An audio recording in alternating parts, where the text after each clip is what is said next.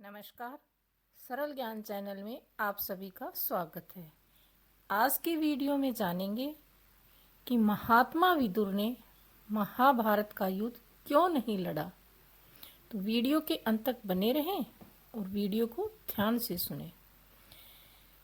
जिसकी बुद्धि और जिसकी शक्ति सब कुछ युद्ध का पलड़ा बदल सकती थी, वह योद्धा थे विदुर। महाभारत काल के महत्वपूर्ण पात्रों में से एक महाभारत विदुर भी थे, जिन्हें बहुत ही बुद्धिमान माना जाता है और उनकी सूझबूझ को देखकर हस्तिनापुर का मंत्री भी बनाया गया था। युद्ध से ठीक पहले का एक प्रसंग बड़ा मार्मिक है। विदुर ने दुर्योधन को समझाने की अंतिम कोशिश की। उन्होंने कहा, दुर्योधन, यह युद्ध तुम्हारे कुल का विनाश कर देगा। अधर्म का मार्ग छोड़ दो, अन्यथा तुम्हें बहुत पछताना पड़ेगा। धन अहंकार से अंधा हो चुका था। उसने क्रोध में आकर विदुर का भी अपमान किया। दुर्योधन ने कहा, यहां तक कह दिया कि तुम दासी के पुत्र हो, तुम्हें हमें उपदेश देने का कोई भी अधिकार नहीं है। इन शब्दों ने विदुर के हृदय को चीर दिया। तभी विदुर ने अपना दिव्य धनुष लिया और उसे अपने हाथों से ही तोड़ दिया और फिर कसम खाई कि मैं इस युद्ध में भाग नहीं लूंगा, क्योंकि यदि लड़ा तो मुझे कौरवों की ओर से लड़ना होगा और मैं अधर्म का साथ कभी नहीं दे सकता। युद्ध के समय विदुर सबसे गहरे धर्म संकट में थे। यदि वे पांडवों का साथ देते तो वे अपने भाई धृतराष्ट्र और अपने पुत्रों के विरुद्ध हो जाते, और यदि कौरवों का साथ देते तो धर्म का विरोध करते। इस दुविधा में को सुलझाने के लिए केवल एक ही रास्ता था, युद्ध से स्वयं को अलग कर देना। कहा जाता है, अगर विदुर युद्ध में भाग लेते तो महाभारत का कुछ परिणाम और ही होता। उनके धनुष के सामने कोई योद्धा नहीं टिक पाता, उनकी नीति से कोई षड्यंत्र सफल नहीं होता और शायद युद्ध की आवश्यकता ही नहीं पड़ती। महाभारत की कहानी और इसके सभी पात्रों के बारे में लोगों ने पढ़ा और सुना है। महाभारत के युद्ध में हर किरदार बहुत ही खास था और इससे सबसे महत्वपूर्ण किरदार में से एक थे महात्मा विदुर जी। हस्तिनापुर के प्रधानमंत्री थे, लेकिन शायद कम ही लोग ये जानते हैं कि विदुर पांडवों और कौरवों के काका यानी चाचा भी थे। विदुर धृतराष्ट्र और पांडु के भाई जन्म लेने की वजह से उन्हें उतना सम्मानित स्थान नहीं मिला जिसके वे हकदार थे। महात्मा विदुर तीनों भाइयों में सबसे बड़े थे, लेकिन दासी पुत्र होने की वजह से उन्हें शायद राजपद नहीं सौंपा गया। लेकिन यह बात कम लोग ही जानते हैं कि महाभारत युद्ध के बाद महात्मा विदुर का क्या हुआ और उसकी मृत्यु कैसे हुई। महाभारत युद्ध के बाद विदुर का क्या हुआ। कुरुक्षेत्र का युद्ध समाप्त होने के बाद पांडवों के बड़े भाई युधिष्ठिर हस्तिनापुर के राजा बने और उन्होंने प्रधानमंत्री पद संभालने के लिए महात्मा विदुर से अनुरोध किया। लेकिन महात्मा विदुर हमेशा से ही कुरुक्षेत्र युद्ध के विरुद्ध में थे। इसलिए युद्ध समाप्त होने के बाद उन्होंने प्रधानमंत्री पद से इस्तीफा दे दिया। इसके बाद वह संजय, गांधारी और कुंती के साथ वन में साधारण जीवन करने के लिए चले गए। उनकी मृत्यु कैसे हुई। महाभारत ग्रंथ में महाभारत विदुर और धर्मराज का ही स्वरूप माना गया है और उन्होंने योद्धा होते हुए भी महाभारत युद्ध लड़ने से इनकार कर दिया। इसलिए वह युद्ध से दूर रहे। जब कुरुक्षेत्र का युद्ध अंतिम पड़ाव पर था, तब विदुर भगवान श्री कृष्ण के पास गए और उनसे निवेदन किया।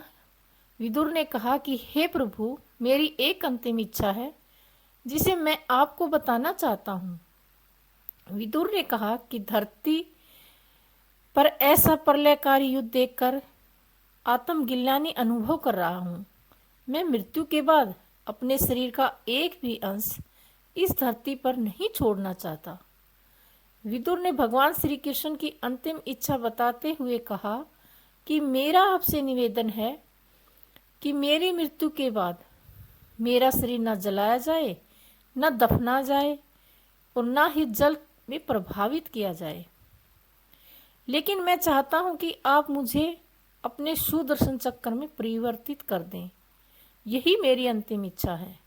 भगवान श्री कृष्ण ने विदुर को दिया कि मृत्यु के बाद उनकी यह इच्छा जरूर पूरी करेंगे। महाभारत युद्ध के बाद विदुर वन में चले गए और काफी समय उन्होंने वहां बिताया।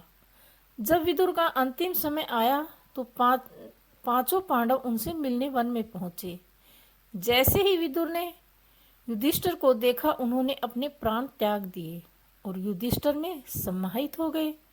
यह घटना इस तरह हुई कि युधिष्ठिर को कुछ समझ ही नहीं आया। इसका कारण जानने के लिए उन्होंने भगवान श्री कृष्ण का स्मरण किया। तब श्री कृष्ण ने प्रकट होकर बताया कि विदुर धर्मराज के ही अवतार थे और तुम स्वयं धर्मराज ही हो, इसलिए उनके प्राण तुम्हारे भीतर समाहित हो गए। इसके बाद भगवान श्री कृष्ण ने विदुर को दिए गए वादे के अनुसार उनके शव को सुदर्शन चक्र में परिवर्तित कर दिया। विदुर हस्तिनापुर की गाथाओं में वह नाम है जो नीति, धर्म और पर्याय बन गया। वे धृतराष्ट्र और पांडु के सौतेले भाई थे। ऋषि मांडव के श्राप में यमराज ने ही दासी के गर्भ से विदुर के रूप में जन्म लिया। नीति शास्त्र के ज्ञाता, धर्म के अवतार, जिन्हें बाद में विदुर नीति के नाम से जाना गया। विदुर की शक्ति और धनुष का रहस्य बहुत कम लोग जानते हैं कि विदुर केवल नीतिज्ञ ही नहीं अपितु वह अद्भुत योद्धा भी थे। कहा जाता है कि श्री कृष्ण ने स्वयं उन्हें एक दिव्य धनुष दिया था। उस धनुष में इतनी शक्ति थी कि विदुर अकेले ही संपूर्ण कौरव और पांडवों की सेना का अंत कर सकते थे। परंतु उस धनुष का उपयोग विदुर ने क्यों नहीं किया और क्यों उन्होंने युद्ध में भाग लेने से इनकार कर दिया? विदुर की कथा हमें यह सिखाती है कि शक्ति होना और उसका दुरुपयोग न करना, यही सच्चा धर्म है। कभी कभी युद्ध से दूर रहना ही सबसे बड़ा पराक्रम है और नीति की शक्ति शास्त्रों से कहीं अधिक होती है। महाभारत युद्ध के दौरान धृतराष्ट्र स्वयं युद्ध भूमि को नहीं देख सकते थे क्योंकि वे जन्म से ही नेत्रहीन थे। ऐसे में युद्ध की पूरी कथा, हर दिन की घटनाएं संजीव चित्र शैली में उन्हें सुनाई जाती थी और यह कार्य करते थे उनके सारथी और संजीव संजय। कैसे संजय युद्ध का वर्णन कर पाते थे? वन वेद व्यास का वरदान महाभारत युद्ध आरंभ होने से पहले जब धृतराष्ट्र ने युद्ध देखने की इच्छा प्रकट की तो व्यास हरि ने उन्हें दिव्य दृष्टि देने का प्रस्ताव रखा। लेकिन धृतराष्ट्र ने कहा, मैं उस विनाशकारी युद्ध को देखना नहीं चाहता क्योंकि वह मेरे हृदय को चीर देगा। तब उन्होंने वह दिव्य दृष्टि को प्रदान कर दी कि दिव्य दृष्टि का चमत्कार इस वरदान से संजय को ऐसा कर दिया कि वे हस्तिनापुर में बैठे बैठे कुरुक्षेत्र की हर घटना को प्रत्यक्ष से देख सकते थे। न केवल दृश्य देख सकते थे बल्कि योद्धाओं के मनोभाव और संवाद भी सुन सकते थे। संजीव वर्ण कमेटी युद्ध के दौरान जब भी धृतराष्ट्र जानना चाहते कि युद्ध में क्या हो रहा है, वे पूछते संजय युद्ध भूमि में क्या हो रहा है। तब संजय एक एक घटना का वर्णन करते, जैसे कौन सा योद्धा किससे लड़ रहा है, किसका रथ टूटा, कौन घायल हुआ, किसने कौन सा शस्त्र प्रयोग किया। भगवान गीता का प्रसंग जब श्री कृष्ण ने अर्जुन को गीता का उपदेश दिया तब भी संजय ने ही उसी वहीं सुनकर तुरंत धृतराष्ट्र को सुनाया। इसीलिए भगवत गीता का पूरा संवाद हमें संजय के माध्यम से याद हुआ। युद्ध के अंत तक वर्णन महाभारत युद्ध के सभी 18 दिन संजय ने धृतराष्ट्र को युद्ध की पूरी घटना बताई। अंत में जब धृतराष्ट्र ने सुना कि उनके सभी 100 पुत्र मारे गए तो उसका दृश्य असीम हो गया। धृतराष्ट्र हस्तिनापुर का राजा परंतु अहंकार में डूबा हुआ। कुरुक्षेत्र में धर्म और अधर्म का महासंग्राम आरंभ हो चुका। अर्जुन का गांडीव डंका रहा था, भीम की गदा से पृथ्वी कांप रही थी और कर्ण की वाणिज्य की तरह गरज रहे थे। वो स्वयं श्री कृष्ण अर्जुन के सारथी बन चुके थे, लेकिन महाराज की अंधी कोठरी में बैठे धृतराष्ट्र केवल एक ही प्रश्न पूछ रहे थे, संजय, युद्ध भूमि में क्या हो रहा है? संजय को मिला वरदान। युद्ध से पहले आश्वासन आए। उन्होंने कहा, राजन, मैं तुम्हें दिव्य दृष्टि देता हूँ जिससे तुम युद्ध देख सकोगे। लेकिन धृतराष्ट्र कांप उठे। नहीं आचार्य, मैं अपने 100 पुत्रों का वध अपनी आंखों से नहीं देख पाऊंगा। कृपया यह वरदान मेरे सचिव संजय को दे दीजिए। और यहीं से इतिहास बदला। संजय को दिव्य दृष्टि मिली। अब वे महल में बैठे बैठे युद्ध भूमि की हर धड़कन देख सकते थे।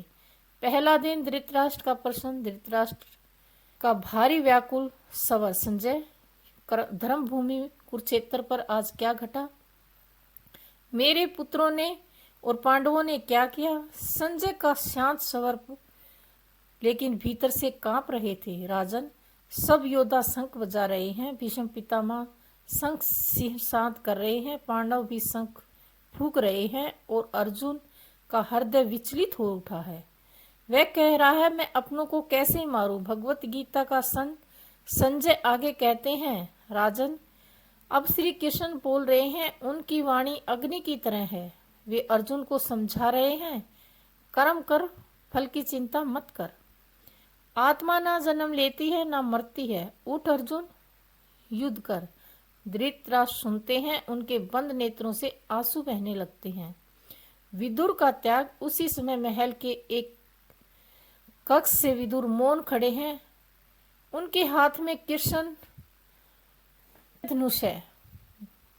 युधिष्ठिर, दुर्योधन का उपहास अब भी उनके कानों में गूंज रहा है।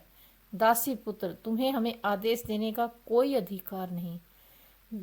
विदुर क्रोध में धनुष उठाते हैं और फिर उस धनुष को तोड़कर भूमि पर रख देते हैं।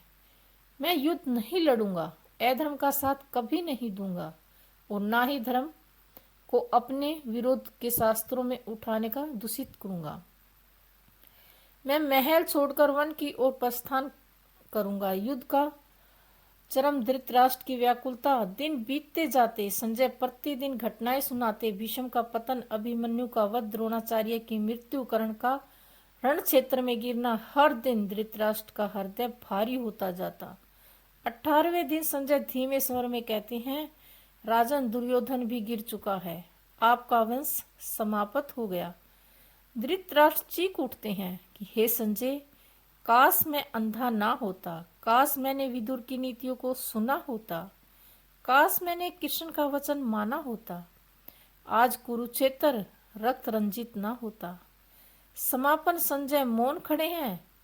महल में शून्य गूंजता है। युद्ध की ध्वनि समाप्त हो जाती है, लेकिन धृतराष्ट्र के हृदय में अब भी गूंज रही है उनके 100 पुत्रों की चीखें। इस कहानी से हमें सीख मिलती है कि अहंकार और धर्म अत्यंत विनाश लाते हैं। नीति का पालन करने वाले विदुर जैसे लोग इतिहास में मौन रहकर भी अमर हो जाते हैं।